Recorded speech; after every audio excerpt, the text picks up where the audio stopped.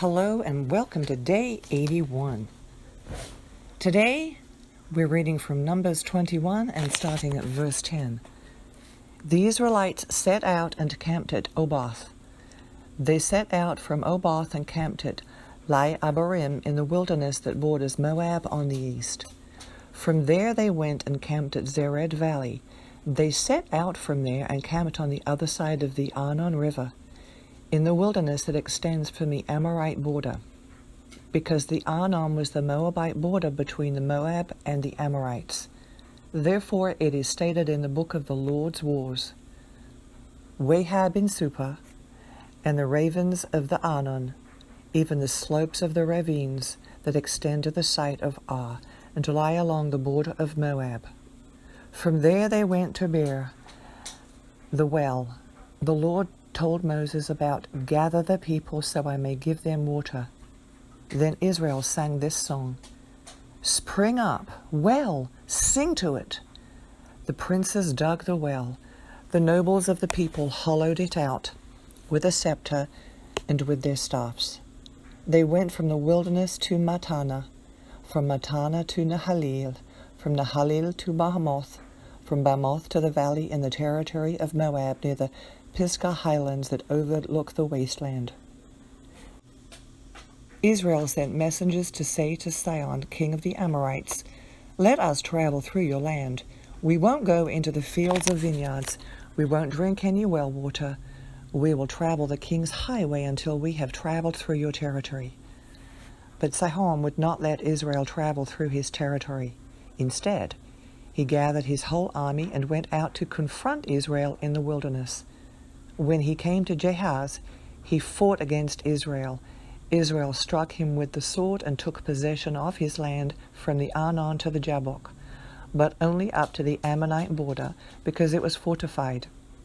Israel took all the cities and lived in all these Amorite cities, including Heshbon and all its villages.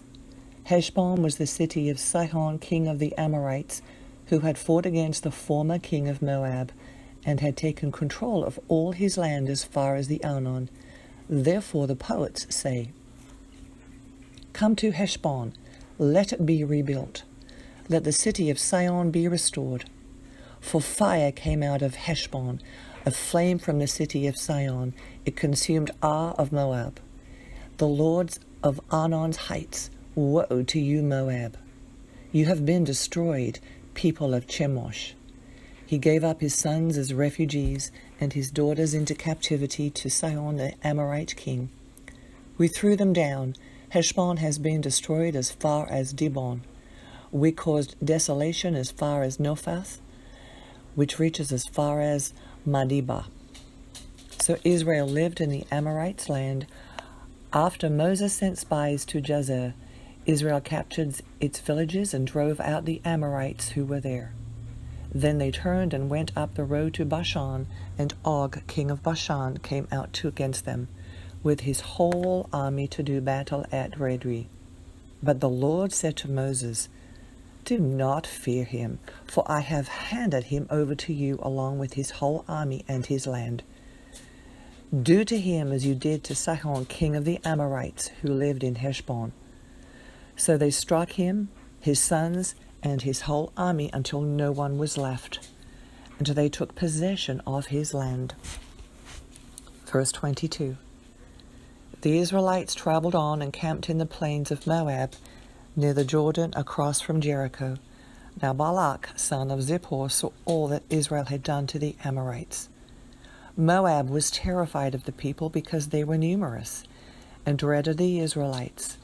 So the Moabites said to the elders of Midian, This horde will devour everything around us like an ox eats up the green plants in the field. Since Balak, son of Zippor, was Moab's king at that time, he sent messengers to Balaam, son of Beor, at Pethor, which is by the Euphrates, in the land of his people. Balak said to him, Look, a people has come out of Egypt. They cover the surface of the land and are living right across from me. Please come and put a curse on these people for me, because they are more powerful than I am. I may be able to defeat them and drive them out of the land, for I know that those you bless are blessed, and those you curse are cursed." The elders of Moab and Midian departed with fees for divination in hand. They came to Balaam and reported to Balak's words to him. He said to them, "Spend the night here, and I will give you the answer the Lord tells me." So the officials of Moab stayed with Balaam. Then God said to Balaam and asked, "Who are these men with you?" Balaam replied to God, "Balak, son of Zippor, king of Moab, sent this message to me. Look, a people has come out of Egypt, and they cover the surface of the land. Now come and put a curse on them for me. I may be able to fight against them and drive them away." Then God said to Balaam, "You are not to go with them. You are not to curse this people, for they are blessed." So Balaam got up the next morning and said to Balak's officials, "Go back to your land, because the Lord has refused to let me go with you." The officials of Moab arose, returned to Balak, and reported, "Balaam refused to come with us." Balak sent officials again who were more numerous and higher in rank than the others.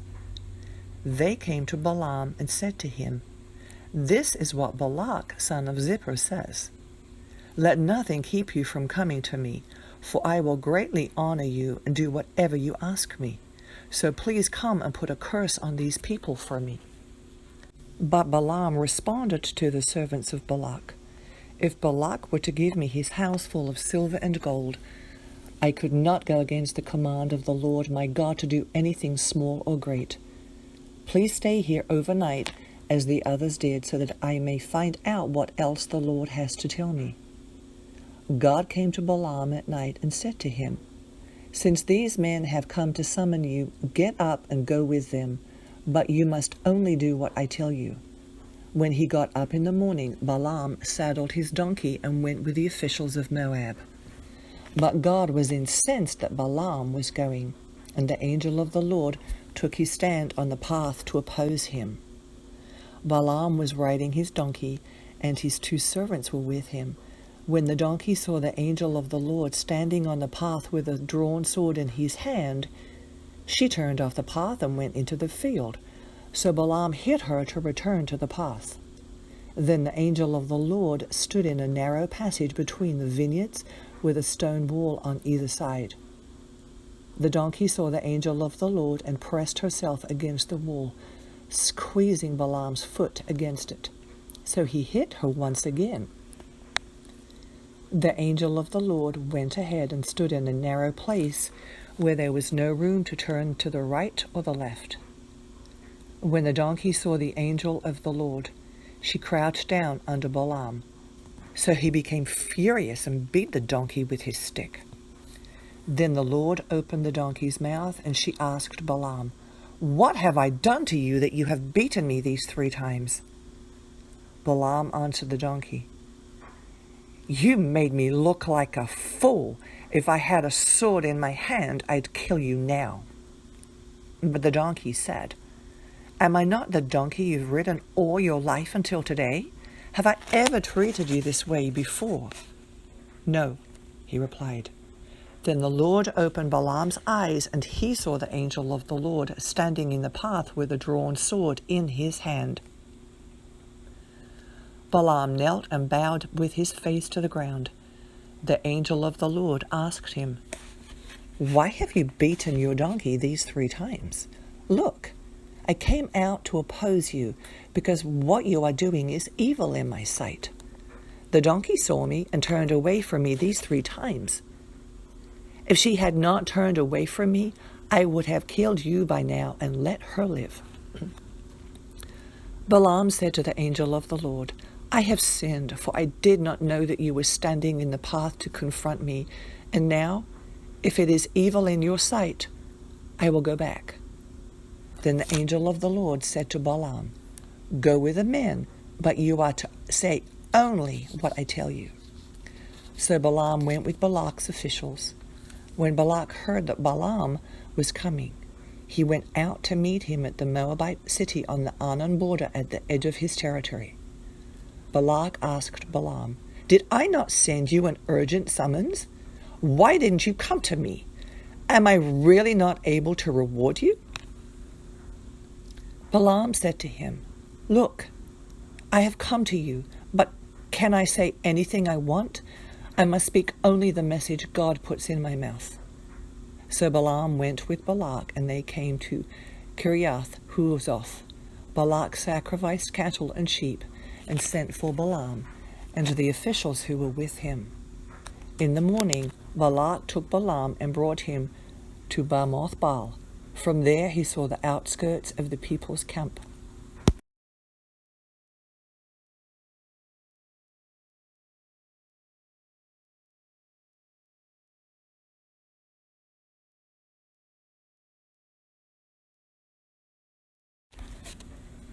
Day 81, Psalm 36, verse 7. God, your faithful love is so valuable that people take refuge in the shadow of your wings. They are filled from the abundance of your house. You let them drink from your refreshing stream, for with you is life's fountain. In your light we will see light. Spread your faithful love over those who know you, and your righteousness over the upright in heart. Do not let the foot of the arrogant come near me, or the hand of the wicked drive me away. There the evildoers fall. They have been thrown down and cannot rise. Proverbs chapter 8, verse 27. I was there when he established the heavens, when he laid out the horizon on the surface of the ocean, when he placed the skies above, when the fountains of the ocean gushed forth, when he set a limit for the sea so that the waters would not violate his command, when he laid out the foundations of the earth. Mark chapter 16, verse 1. When the Sabbath was over, Mary Magdalene, Mary the mother of James, and Salome bought spices so they could go and anoint him. Very early in the morning on the first day of the week, they went to the tomb at sunrise. They were saying to one another, "Who will roll away the stone from the entrance of the tomb for us?" Looking up, they observed that the stone, which was very large, had been rolled away. When they entered the tomb, they saw a young man dressed in a long white robe sitting on the right side. They were amazed and alarmed. "Don't be alarmed," he told them. "You are looking for Jesus the Nazarene, who was crucified. He has been resurrected.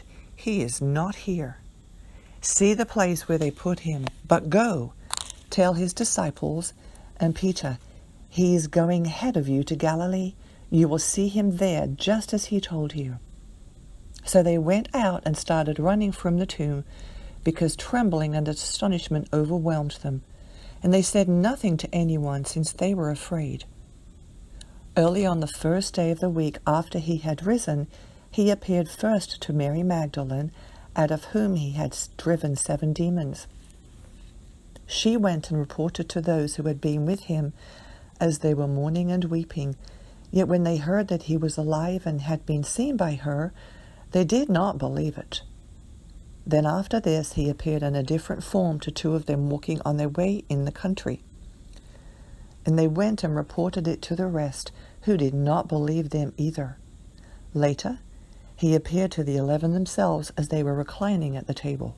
He rebuked their unbelief and hardness of heart, because they did not believe those who saw him after he had been resurrected. Then he said to them, "Go into all the world and preach the gospel to the whole creation.